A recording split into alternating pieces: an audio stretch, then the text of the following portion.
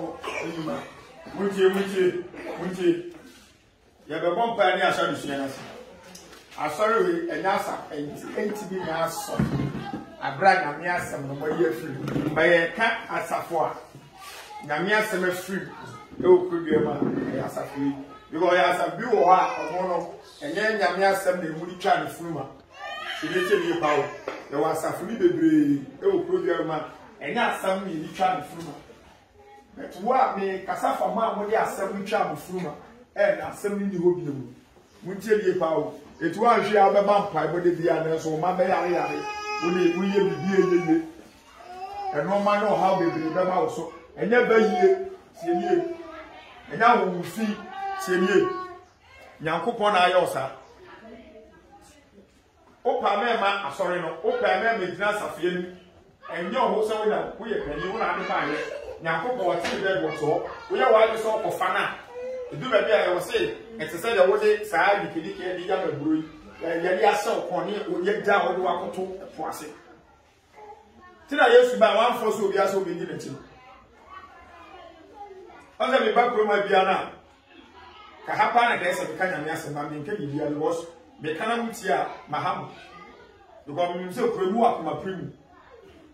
wan te dia on fa mu atan ye mo sa wote na wo apa ko ya on fa ncho so what see say me person me call foundation Jesus our foundation we need free ba pretty no Jesus our foundation one ne fapem no ene asafuna koma no e ya asem ba se asem ni ha bi asem ni asafi mu bi ni pasai ne betima gina bon ta kan ya asem ha munim se kom se bi yaduma ken ka se we na me fancy ya mon pai asese John chapter 6. John chapter 6. Also Jeremiah chapter 48 no. The verse matter say eno me nka obi o Nyankopon djuma ere biara but one hwe ya obeka se do enyame adwuma ya de ogina bonti preachie de obetra so ndam bon nsem de oda asafo ano ono ho asem na oka ba me pese me kire ye kase nyame adwuma bia ne nyame adwuma ana Yesu Kristo ele ebe kire mu ye kase nyame adwuma because ne nipa bebra bi o mo se asofo for Levite for no Levi for no Pharisee for no scribe for no omuna eye nyame adwuma but it wasn't so. It is the book of John chapter 6 the verse number 28 to 29 or say and I was saying the same Nyankopon nyuma na ya Nyankopon nyuma Yesu bua say the same ye Nyankopon nyuma ba woni ya odi an fa pen sanse ya manu opa busa sorry e okro ya we nya na busa pani bia asof pani bia mo man kwa ne metra no munye bi no muntie bi omokra esua de prase mo mpanifo cheneteli ubusa pani bia pa wuso kroma osofo bia busa se osofo dia ni nyame adwuma abeka cha se do preach do shankom do tonyo oboa eto ubusa Yesu ye bede ni aye nyame adwuma because me yes right me Pharisee ni edru ho me da na ko fa Isaiah book no kenkan na so si we na nyame adwuma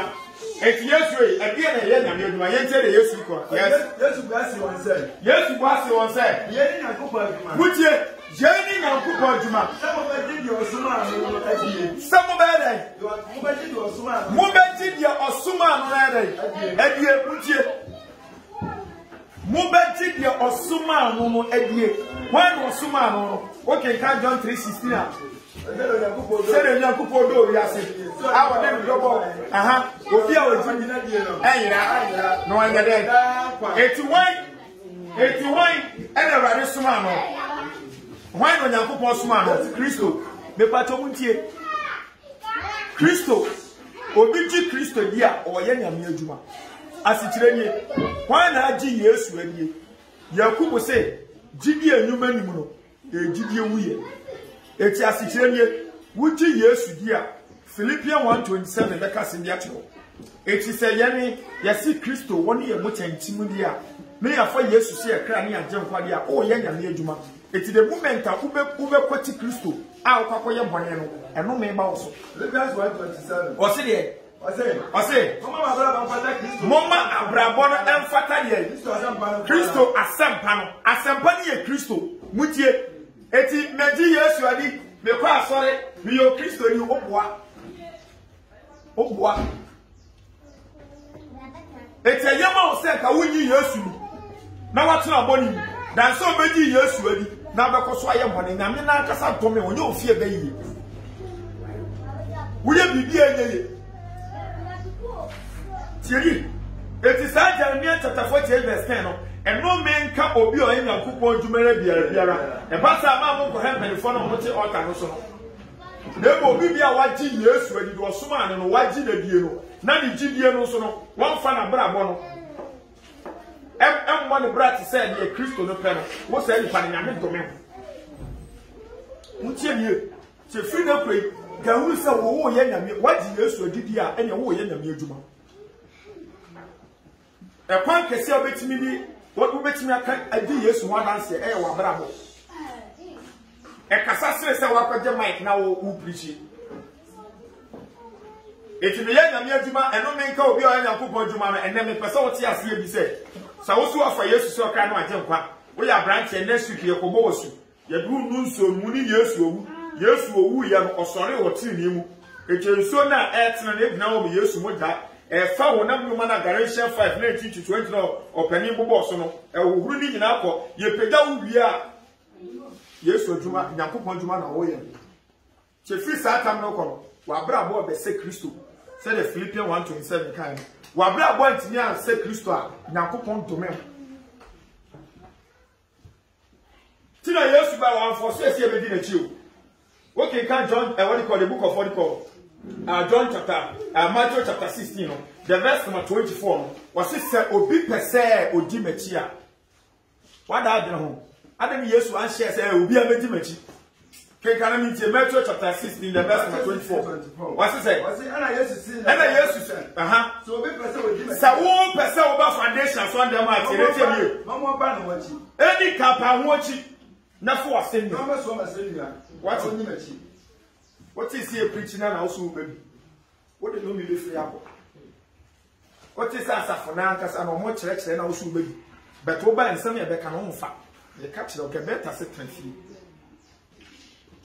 ha adi bia wo ye no anye wunyi bia e be pra we be ku eti na Hosea chapter 4 verse 6 wasi nyindi a me nim ti mo ba yira wo betena asa wu akọ nsam ji wo betena edogu usabe ko bonsam de mimi de bia so beba efia de bia beba meeting bia obe yebu ye koya do ye obe yebu betu be wasa ko bonsam de and then sorry abegina la feri Nyankopon ti me na bria me kan fo sorry manipa ubisa ma sorry kwa kokra me kan chiro and sorry abegina la feri na me uji Yesu di wi a as milia aha no enya ha ne be pension jani aha chere in Matthew chapter 28 the verse number 18 osumu ko wi asafa na nyina nkeka sempa ne re entra bodi anyina de obeje no mu bonasu na mo nkyerɛ wo eti se next week ye ko bo su bia enya ha na wo be pese mi ko pa mi breakthrough mi ko pa mi yeye mi ko pa mi bambo aha no nkyerɛ ye kyerɛ wi asikyerɛ nie ya kyerɛ wo wi no na wo ni kyerɛ ni pie no and foundation for mu ntimi ni adanse me de bia bu adanse bi because me Bible me tiase Nyankopon we principle God wa hihye bibia to yewe wo sabeka we yewe wo sabeka wo fa ha wo kwakopia wo fa kwakopia wo ahu abetena saso so be bom pa yo be fast na ma wo yemu no ma nyina asai wo be bre wo sabe wo asa kobonsam dem eno na wa hwa beka se nipa no wa ko diskadro nipa no wa yese because wo Nyankopon akwan ama me papa obi ono kan Haggai chapter 2 verse 8 says sikani bi te media na me di papa bi sikani bi te media e na esinya but wo hu na akwanya wada be ka sa Abraham Nyankopon Isaac Nyankopon wo wu ya no asa be gina ato nim se onsesa dada bi o onsesa do oboa wasesa wo du suma sesa no ya mo mpa ne hye abusia ase wa wo sire obi ntomen do me odomen so obi ntimi hira braso so kasa kire oma ye nipa uja na America ni nipa pe o kire fo pe ni won ponkran mo akwa ba o pe na yo yepe do wu we na mhira wa da hiem awo ne agye nkwa Yesu Kristo Nazareth ni di mu ntino amen amen kare am say ene ye bobo mpai ni asre bo ni frefiri ye say ye musa say ye be sisika e bubusa bonya aware na se bibi sa ma me ka no kwebi nkyira mo asafu bi say edin so obenya no bi ase tie na tie nie okani e bra so say nukwa se mo proko bi a so o mra enukwa se obi ja so no kra na mo ko da kyira pan mo tie pepe so obi ase na duro ye feri danjo kram nie danjo kram it is a nipa na common dem na hwe be bia ye ye aduani wote Dr. Mensa so nsu ato ya dum light no tini atuto we nyina e kwa mu a wo kra beti akaw wo famu nyina be gigidi a eni kwa asem po obi ato so omra so very simple because ahana wa betan wo ni botaye wo na be hwe so omra wo na aka tete ya omra so re bo mu anu oni ewe so be ba sa wa ha ti yesu asem o kan Metro 16:24 say obi pese because wo beba no ehihye wo ho foundation for mu nkyere mu ntie ni ehihye wo ho me pato every next week airport am some open now see your program you your friends program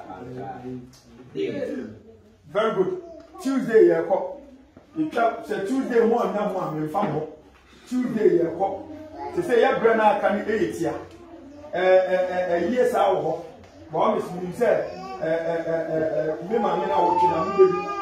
eti wo bibi ya ese mu di sata me yeah read the book of what you call 2 Timothy chapter 2 the verse 2 Timothy chapter 4 verse 5 make us me drop and you enjoy addition 2 Timothy 4 5 what say 2 Timothy 4 5 what say now what here I didn't Mia wani na wuna ma na sede ya to so kumie ya sampaka fu aduma okay cabro fu na ho what we should do with aduma we on is being done with that comfort na ma me kase ni nkyram ye ti na so for mo fail na nyame tumi a wasem ene because esa wo kasa na wo ya ne ho tobo esa wo kasa de amane ne da so free so ye kase mi kase ba na nsa mo mpa no wa bro because mo pese mo ye adwuma no so mo ho ntomo telete ye pa wo adwuma wo ahudo ni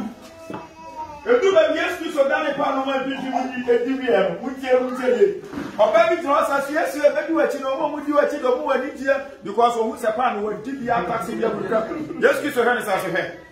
oba tie me eno ma kwa o brebo bo de mpɔnkye ni nyakɔ ebubo bo de poli papa no ni baabi a oni bi tiere ɛtɔ